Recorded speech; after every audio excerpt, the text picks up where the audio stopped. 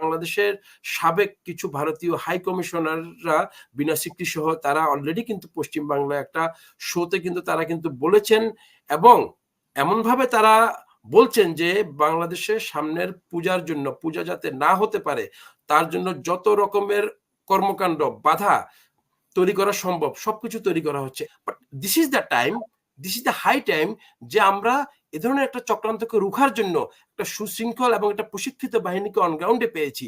So আমি নিশ্চিত আমাদের যে প্রশাসন বর্তমানে আছেন তারা সেনাবাহিনীকে যথোপযুক্তভাবে ইউজ করবেন এই চক্রটাকে কিংবা এই কনস্পিরেসিটাকে ব্রেক করার জন্য। আপনি কাউকে যখন দমিয়ে রাখবেন, আপনি কাউকে যখন নিষিদ্ধ করে দেবেন, তাদেরকে আপনি যখন কখনো কোনো ফেস শো করতে দিবেন না, গ্রাউন্ডে আসতে দিবেন না, আমি বলবো যে এটা জামাত হোক, শিবিরের হোক, ইট ওয়াজ এ ভেরি স্মার্ট মুভ। তারা অনেক স্মার্টলি তাদের অস্তিত্বটাকে টিকিয়ে রেখেছে, এবং শুধু অস্তিত্ব টিকিয়ে রাখে নাই, তারা তাদের অস্তিত্বকে টিকিয়ে রাখার মাধ্যমে এই ফেসিবাদের একটা সরকারকে পতন ঘটানোর জন্য কতটা সাকসেসফুলি তারা করেছেন এটা কিন্তু তাদেরকে ক্রেডিটও দিতে হবে। দুযোগে বাংলাদেশিরা যেখানে আছে সেখানে কোনো গার্ড লাগে না, কারণ হচ্ছে পৃথিবীর সব দেশের জন্য আলাদা আলাদা করে একটা দুর্যোগ বানানো হয়েছে, সেখানে লোকজন রাখা হয়েছে, সব জায়গায় প্রহরী আছে, কিন্তু বাংলাদেশি যে রুমটা বা যে কক্ষটা যেখানে রাখা হয়েছিল সেখানে কোনো প্রহরী নাই। জিজ্ঞাসা করা হলো যে এরা এত ব্যতিক্রম কেন, বলছে এদের এখানে প্রহরী লাগে না, এরা একজন একজনকে টেনে ভিতরে রেখে দেয় যে আমাকে ফেলায় তুই কই যাচ্ছিস, আমি একা কেন পানিশমেন্ট খাবো, তুই আমার সাথে খেতে হবে। অর্থাৎ আমরা কিন্তু সবসময় একজন একজনকে কতটা নিচে নামাতে পারি সেরকম। আমি যদি আমাদের শেষ একজন দর্শকের একটা শব্দকে আমি একটু দ্বিমত পোষণ করছি, উনি যে বলছেন যে আমরা মাস্টার মাইন্ড একজনকে প্রকাশ করার মধ্যে এত নিচু মন মানসিকতা না। আসলে নিচু মন মানসিকতা শব্দটা আমি একটু মানে অপছন্দ করছি। এটাকে এইভাবে যদি না বলে, দর্শক যদি বলতেন যে একজনকে না বলে উনি যদি সামগ্রিকভাবে আরো বলতে পারতেন, হয়তো উনি জিনিসটাকে ওনার প্রতি রেসপেক্ট বা আরো অনেক কিছু আমাদের বেড়ে যেত। সো এটা আমিও সবসময় বলি, বা এটা এভাবে উনি অ্যাপ্রোচ করার পরে আমিও বলেছিলাম যে মাস্টার মাইন্ড হিসেবে একজনকে এভাবে ইন্ট্রোডিউস না করে ডক্টর ইউনূস এটা অনেকটা উইদাউট স্ক্রিপ্ট, এটা কিন্তু আমরা দেখেছি কোনো লিখিত বক্তব্য না বা কোনো কিছু না, এটা কিন্তু অনেকটা ইমপ্রম্পচু জাস্ট ইন্ট্রোডিউস করানোর মতো। বাট উনি যদি এভাবে যদি বলতেন যে এই যে জুলাই আগস্ট অভ্যুত্থানের যারা এর পেছনের কারিগর, মূলত ছাত্ররা এবং পরবর্তীতে দেশের আপামর জনসাধারণ, এ সমস্ত কারিগরের অন্যতম যারা কাজ করেছেন তাদেরই আমি কয়েকজন প্রতিনিধিকে নিয়ে এসেছি, তাদের ভিতরের একজন হচ্ছেন উনি, অর্থাৎ not the one and only master mind. এভাবে না বলে যদি বলতে যে যারাই কাজ করেছেন অনেকগুলোই, সবারই অবদানকে আমি স্বীকার করে নিচ্ছি, তারপরেও তার ভিতরে কয়েকজন ছিলেন রিপ্রেজেন্টেটিভ হিসেবে, আমি দু একজনকে আপনাদের সামনে এনেছি, তার ভিতরে একজন হচ্ছে মাহফুজ বার অন্যরকম। এভাবে বললে হয়তোবা সবার প্রতি সম্মানটা বা সবাইকে রিকগনাইজ করাটা হয়তো আর একটু শোভনীয় হতো। তো এটাকে আমি আমার তরফ থেকে আমি ধরে নিচ্ছি যে এটাকে এভাবে না বলে ওভাবে বললে ভালো হতো। এটা একটা ভুল, এবং এটা অবশ্যই আমরা হয়তো বা ভবিষ্যতে কোনোদিন এটার হয়তো বা কোনো একটা সংশোধন বা ভুল তো একটা না, আরেকটাও ভুল আছে যে উনি বলেছে যে পরিকল্পিতভাবে না, এটা অবশ্য উনি হয়তো বা আসলে পরিকল্পিত ছিল, ওরাই তো বলছে যে পরিকল্পিত ছিল। দেখেন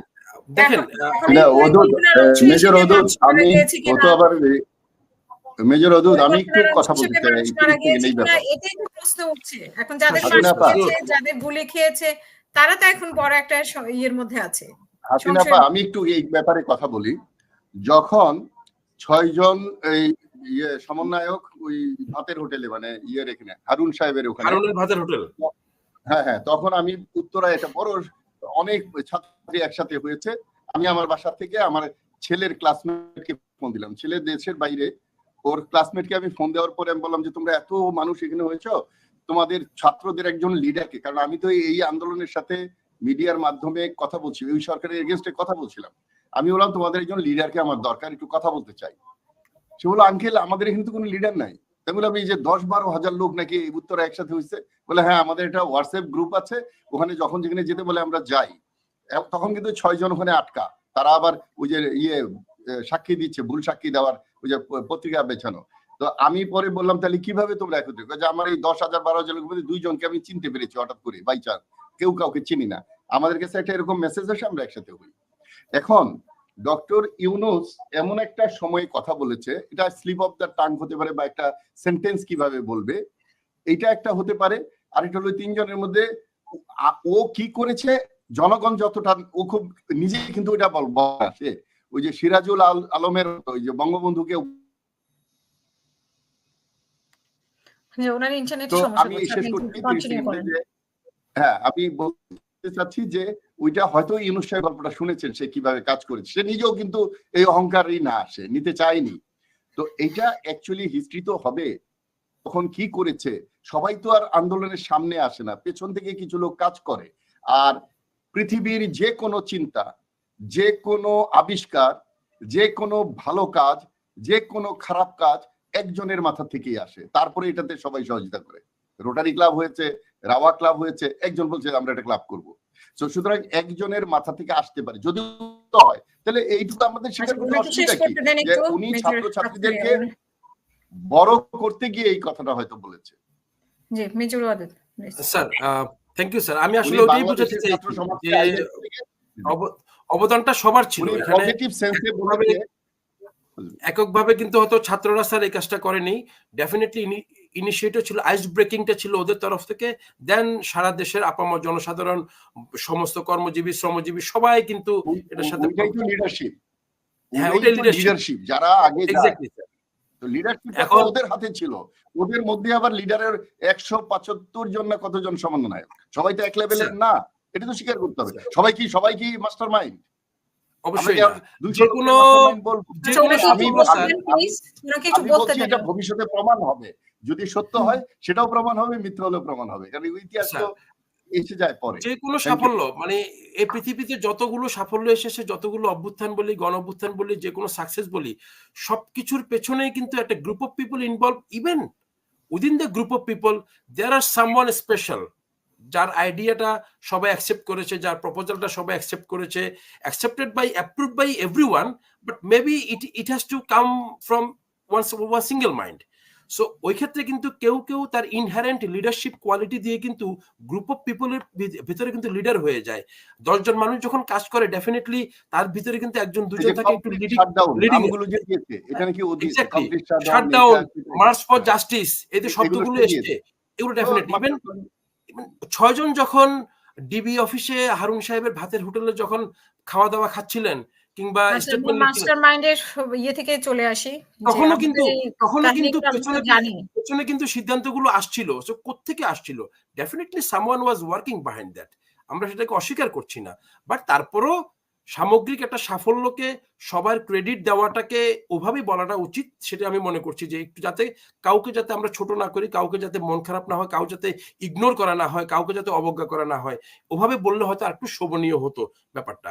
এখন আমি যদি আপনার দ্বিতীয় প্রসঙ্গটাতে আসি, শিবিরের ইনভলভমেন্ট কিংবা জামাতকে একটু হাইলাইটেড, কিংবা জামাত বিএনপির ভিতরে যেটা ডিস্টেন্স ইদানিং, না, আমার এই প্রশ্ন আপনার কাছে ছিল না। আমার প্রশ্ন ছিল যে পূজাকে সামনে রেখে আওয়ামী লীগ আরেকটা টার্ম কার্ড খেলতে পারে কিনা। দেখেন আপা, পূজাকে সামনে রেখে টার্ম কার্ড খেলবে আওয়ামী লীগ, এটা তো আমি আমার গত বক্তব্যে বলেছি, এটা অলরেডি কিন্তু শুরু হয়ে গিয়েছে। ভারত থেকে কিন্তু ব্যাপক হারে কিন্তু এটার প্রচারণা, এবং ভারতীয় বিভিন্ন মিডিয়ার মাধ্যমে আন্তর্জাতিকভাবেও কিন্তু এটার ব্যাপক প্রচারণা তারা কিন্তু চলেছে। এবং আমাদের বাংলাদেশের সাবেক কিছু ভারতীয় হাই কমিশনাররা বিনা সিকরি সহ তারা অলরেডি কিন্তু পশ্চিম বাংলায় একটা শোতে কিন্তু তারা কিন্তু বলেছেন, এবং এমনভাবে তারা বলছেন যে বাংলাদেশের সামনের পূজার জন্য, পূজা যাতে না হতে পারে তার জন্য যত রকমের কর্মকাণ্ড বাধা তৈরি করা সম্ভব সবকিছু তৈরি করা হচ্ছে। এবং প্রত্যেকটা পূজা মণ্ডপে, আমি যেটা বলেছি আমার আগে বক্তব্যে, আপনি আগের বক্তব্যে বলেছেন, আমি ভুলে গেছি, সরি, এগুলো আপনি এই জিনিসগুলো অলরেডি কিন্তু এই চক্রান্ত কিন্তু চলমান, এবং এটা কিন্তু আছেই। এবং আমি বলবো যে যেহেতু আমরা বারবার দেখছি যে সেই আনসার থেকে শুরু করে সেই ডাক্তারের বেশে, সেই পল্লী বিদ্যুতের খুঁটির বেশে, ওই আমি জিজ্ঞেস করেছিলাম যে, সরি, আমার প্রশ্নটা আরেকটা যেটা ছিল সেটা হচ্ছে যে সামনে যে ধাক্কাটা আসবে, এই ধাক্কাটা অন্তর্বর্তীকালীন সরকার সামলাতে পারবে কিনা। এক্স্যাক্টলি আমি সেটাই সংস্কার যে শুরু হবে আগামী কালকে থেকে, রাজনৈতিক দলগুলোকে এগুলোতে অংশীদারিত্ব করবে, সেখানেও বা কতটা ভূমিকা পালন করতে পারবে। এটা কি শুধু সরকারের দায়িত্ব? শেষ করতে দেন। এটা কি শুধু সরকারের দায়িত্ব না? আপনি বলেছেন এটা কি সরকার সামলাতে পারবে, এই দায়িত্বটা কি আচ্ছা, শুধু ওনাকে একটু সরকারের বলতে দিন, না ওনার সবার? মতামত কি আপনি পরে মনে হয় বলে দিবেন। জি। এই এই জিনিসটা কিন্তু আপনি এই সরকারকে এতটা ইম্যাচিউর কেন ভাবছেন যে এই ধরনের একটা মুভমেন্ট যে আসতে পারে এটাই বা সরকার ভাবে না, কিংবা তাদের কোনো প্রিকশন নাই? এটা এটা এটা এটা আমাদের ভাবাটাই হবে কি, এটা আমরা সবসময় সমালোচনার পিছনে দৌড়াচ্ছি, তাহলে মন মানসিকতা এরকম হয়ে যাচ্ছে না। আমাদের সেনাবাহিনীও কিন্তু মাঠে আছে, ম্যাজিস্ট্রেসি পাওয়ার নিয়ে আছে। আপনি কিন্তু এটাও কিন্তু আমরা কিন্তু একটা টুলস হিসেবে ইউজ করতে পারি। অন্য সময় কিন্তু পূজার সময় কিন্তু আমরা সেনাবাহিনীকে কিন্তু ম্যাজিস্ট্রেসি পাওয়ার দিয়ে কিন্তু গ্রাউন্ডে নিয়োগ রাখতে পারি নাই বা কখনো দেই নাই। But this is the time, this is the high time যে আমরা এ ধরনের একটা চক্রান্তকে রুখার জন্য একটা সুশৃঙ্খল এবং একটা প্রশিক্ষিত বাহিনীকে অন গ্রাউন্ডে পেয়েছি।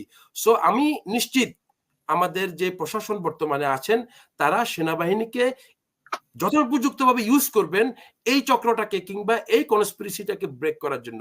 এটা আমি কেন, ডক্টর ইউনূস এবং তার যে আছেন এবং আরো যারা উপদেষ্টারা আছেন এবং প্রশাসন আছেন, definitely they are thinking of this. আপনার কাছে কি ধারণা আমরাই শুধুমাত্র পশ্চিম বাংলার কিংবা আওয়ামী লীগের চক্রান্তের বিরুদ্ধে কথা বলছি, শুধু আমরাই জানছি, তারা জানছে না? ডেফিনেটলি সবার কাছে এই তথ্য আছে এবং সেটার প্রক্রিয়া অবশ্যই নেবেন। যেভাবে গত 8-9টা ঢেউ কিন্তু অলরেডি সরকার সামলেছে, খালি তাদের সমালোচনা করলেই হবে না, আরো সামনে যত ঢেউ আসবে সবকিছু সামাল দিতে হবে। আপনি শুধু ঢেউয়ের পর ঢেউ দিয়ে যাবেন, তারা শুধু সামাল দিয়ে যাবে, আবার পেছন থেকে বলবেন যে তুমি কি করছো। এভাবে করলে তো হবে না। আপনাকে এদেরকে কিন্তু দুই দিকে সামাল দিতে হচ্ছে। সামনের দিকে বুক পেতে কিন্তু ঢেউ সামাল দিতে হচ্ছে, পেছন দিক থেকে কিন্তু আবার আপনার সমালোচনাকেও কিন্তু তারা সম্মুখীন হচ্ছে। তো তাদেরকে কিন্তু ডেফিনেটলি আমি তাদেরকে দিচ্ছি, তারা কিন্তু অনেক স্ট্রংলি ফেস করছে, কোনো সন্দেহ নাই। এ ধরনের কোনো কার্যক্রম কাজে আসবে না। আমি শুধুমাত্র একটা জিনিস বলবো যে এখন আমরা কথায় কথায় দেখছি যে শিবির অমুক জায়গায় মাস্টারমাইন্ড শিবির, ব্যাকআপে শিবির ছিল, ডেফিনেটলি আমি এখানে কিন্তু একটা সূক্ষ্ম একটা ক্রেডিটও দিতে চাই আপা। কারণ আপনি কাউকে যখন দমিয়ে রাখবেন, আপনি কাউকে যখন নিষিদ্ধ করে দেবেন, তাদেরকে আপনি যখন কখনো কোনো ফেস শো করতে দিবেন না, গ্রাউন্ডে আসতে দিবেন না, আমি বলবো যে এটা জামাত হোক, শিবিরের হোক, ইট ওয়াজ এ ভেরি স্মার্ট মুভ। তারা অনেক স্মার্টলি তাদের অস্তিত্বটাকে টিকিয়ে রেখেছে এবং শুধু অস্তিত্ব টিকিয়ে রাখে নাই, তারা তাদের অস্তিত্বকে টিকিয়ে রাখার মাধ্যমে এই ফেসিবাদের একটা সরকারকে পতন ঘটানোর জন্য কতটা সাকসেসফুলি তারা করেছেন, এটা কিন্তু তাদেরকে ক্রেডিটও দিতে হবে। আপনি ছাত্ররা আন্দোলন করেছে, কেন ছাত্রদের মধ্যে কি কেউ কি বিএনপি থাকতে পারে না? ছাত্রদের মধ্যে কি কেউ জামাত থাকতে পারে না? ছাত্রদের মধ্যে কি কেউ কি শিবির থাকতে পারে না?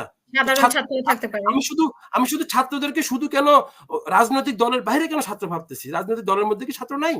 তো ডেফিনেটলি আছে, থাকতেই পারে, আমি এটাকে কোনো বুদ্ধি, কিন্তু এই জিনিসটাকে আজকে এত হাইলাইটেড করছে কারা? সেম জিনিস হাসিনা আপা, যারা এই দেশটাতে ইসলামিক এক্সট্রিমিস্টদের উত্থান ঘটছে এটা যারা বলতে চায় ভবিষ্যতে বাংলাদেশটা একটা ইসলামী রাষ্ট্র হয়ে যাবে, তারাই কিন্তু এই জিনিসটাকে অনেক বেশি হাইলাইট করছে আন্তর্জাতিকভাবে পরিমণ্ডলে, এটাকে বেশি মিডিয়ার মাধ্যমে আরো বেশি ছড়াচ্ছে। কারণ এটাকে ছড়ানোর মানে উদ্দেশ্যই হচ্ছে গিয়ে সবকিছুর পেছনের মাস্টারমাইন্ড ছিল শিবির, এবং তাদের উত্থানের মাধ্যমে কিন্তু এই গণ অভ্যুত্থান হয়েছে এবং ভবিষ্যতে বাংলাদেশ একটা ইসলামিক রাষ্ট্র হয়ে যাবে, যেটা এই দক্ষিণ এশিয়ার জন্য সিকিউরিটির জন্য অনেক বড় থ্রেট। এটাকে এস্টাবলিশ করার জন্য কিন্তু এখন যতটা না ওদের কৃতিত্ব, তাদেরকে অনেক বেশি কৃতিত্ব দিয়ে কিন্তু আমরা কিন্তু একটা রং ট্র্যাকে কিন্তু জাতিকে নেওয়ার চেষ্টা করতেছি। ডেফিনেটলি আমরা মনে করবো আপনার মতো এরকম অনেক যারা বিভিন্ন শোতে আমরা আছি, আমাদের এই ছোট যে আমাদের যে আইডিয়াগুলো, এগুলো যদি কোনো উপকারে আসে এই গভর্নমেন্টের জন্য, ডেফিনেটলি তারা এখান থেকে এই আইডিয়াগুলো বাই করবেন এবং এটার প্রিকশনারি মেজার্স যেগুলো আছে সেগুলো অবশ্যই তারা নেবেন। এবং আমি নিশ্চিত আমি ধৈর্য ধরতে আগ্রহী, এই সরকারের উপর আস্থা রাখতে আগ্রহী। ডেফিনেটলি ওনারা পথ হারা হবেন না। আমরা সাগরে যেমন একটা নাবিক তার পথ খুঁজে পাওয়ার জন্য যে একটা লাইট হাউস খুঁজে সবসময়, সে লাইটের আলো ধরেই উনি কিন্তু তীরের দিকে যান। আমরা কিন্তু সোলং বাংলাদেশ কিন্তু এরকম কোন লাইট হাউস আমরা দেখি। Doctor Yunus could be one of the light house for Bangladesh. আমরা ওনার নেতৃত্বেই এই লাইট হাউস দিয়ে আমরা তীরে পৌঁছাতে চাই। ডেফিনেটলি আমরা ওনার নেতৃত্বে এরকম একটা সন্তোষজনক পরিস্থিতিতে যাব এবং দেশটা আমাদের একটা কাঙ্ক্ষিত দেশ অথবা তার কাছাকাছি যেতে পারবো। সব সংস্কার তারা করতে পারবেন না। ডেফিনেটলি নির্বাচন করার জন্য যতটুকু সংস্কার করা দরকার ততটুকু করে রাজনৈতিক সরকার যখন আসবেন তারা বাকি রিফর্মস করবেন। একটা গভর্নমেন্টের পক্ষে সমস্ত রিফর্ম করা সম্ভব না। সবকিছু এটা সম্ভব না। আমাদের ধরতেই হবে। Thank you so much.